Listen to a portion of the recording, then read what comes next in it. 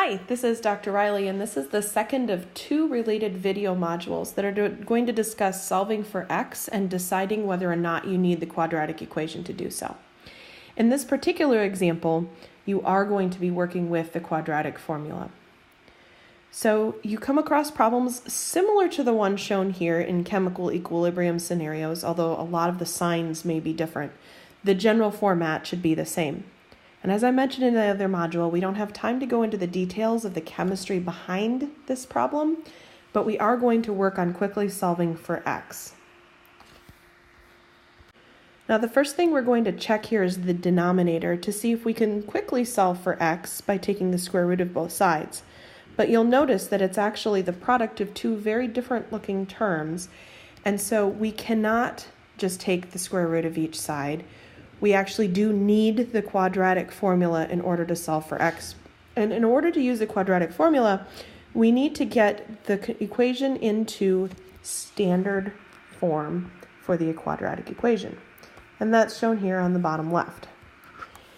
Once we have the values for a, b, and c, we can go ahead and use the quadratic formula to solve for x. We're going to get two different answers for x that then we'll have to evaluate for their chemical relevance.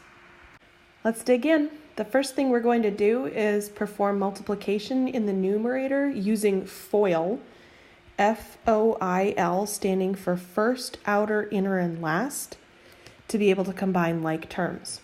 So when we write out this as the product of the same term twice, we have the expression here at the top. And when we start using FOIL, we have 0.21 times 0.21, and that equals 0.0441. The outer two terms, 0.21 times negative 2x, gives us negative 0.42x. Multiply the inner two terms, and that also equals negative 0.42x. And then finally, we have the last two terms. The product of the last two terms is 4x squared.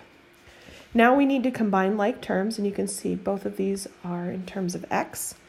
So we obtain 0.041441, minus 0.84x plus 4x squared. That is our new numerator. Now we're going to do the same thing with the denominator, using FOIL to get the product of these two different values. When we do that, first, outer, inner, last, and combine like terms, we end up with I'm going to write this out with scientific notation. There are actually 5 zeros here. 1, 2, 3, 4, 5, 4 plus 0.0048x plus x squared. Now, at this point, I want to point out that is a lot of zeros. It is absolutely wonderful if you're comfortable with scientific notation. In fact, it's probably preferable for you at this point to be writing these out using scientific notation. You'll certainly save yourself from writing a lot of zeros. So if you recall from the far left-hand side of the equation, this expression equals 25. And another way to look at that is 25 over 1, so it's a proportion, and when you have it written as proportions, the next step is to cross multiply. A separate video module went into the details of the cross multiplication, so I've done two steps together here. First, I cross multiplied 25 on the numerator times the denominator on the right hand side, 1 times the numerator on the right hand side. And then I went ahead and distributed the 25 times each of the three terms in the parentheses.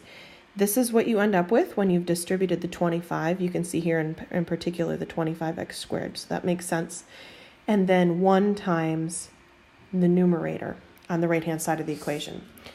Now, like in previous calculations, we're going to combine like terms.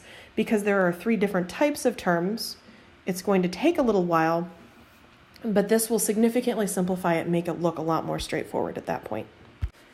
To eventually get this into a form that's set equal to 0, we need to start moving these terms around. And the way I've chosen to do it is by subtracting 0.0441 from both sides, adding 0.84x to both sides and subtracting 4x squared.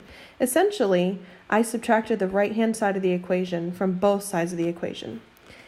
That gives us an expression that is now equal to 0, which again is critical to getting this into standard form. So when I've combined the terms, I end up with the expression shown here. And now we're ready to call this C, this B, and this term becomes A. Now that we have it in the standard form, the next step will be to use the quadratic formula. But I strongly recommend that you actually check your calculations here before you go through all the effort of using the quadratic formula. So I've written for you our A, B, and C that we obtained from putting our calculation into the standard form. It's in the upper left now. And then I've taken the quadratic equation and substituted our particular values for A, B, and C into that quadratic formula. That means that x equals negative 0.96, so it's negative b. And I'm going to add in the plus or minus the square root of 0.96, so again b, quantity squared, minus 4 times a, which is 21, times c, which is negative 0.044. Do not forget to carry the signs along with you. And this numerator is placed all over 2 times a, or 2 times 21 in our case. Now, you notice I have plus or minus. Once again, I have to emphasize you're going to get two different solutions for x. So we need to solve for x using the plus sign, and then we need to solve for x again using the subtraction. Now the rest of the calculation is as simple as putting it into your calculator correctly, which is easy to mess up if you're in a rush, so you should always go back and check your answers at the end. But when I enter the term under the square root symbol into my calculator, I obtain 37.85. Sorry, my 5's a little ugly. And I have had 2 times 21 in the denominator. Simplifying this further by taking the square root, I'm going to end up with negative 0.96 plus 6.1524 over 42. Being one of my possible answers. That actually, further simplified, is 0.12 for a final answer. Or, if I use the subtraction, it's 0.96 minus 6.1524 divided by 42. And when I do that, the value is negative 0.17, being the other possible solution for x. So, a brief conversation about which x is the one we want, or are they both correct? They are both mathematically correct as values for x. So x could be either one of these, and you should be able to substitute them back into the original equation and find that they're correct. Either one is correct. However, in chemistry, often the x is signifying something like a concentration. You cannot have a negative concentration in solution. So in this particular calculation, if x was somehow representing a concentration, we can actually easily eliminate using chemical logic one of our two answers. And the correct answer is simply 0.12 for our value of x, using whatever units they'd provide you.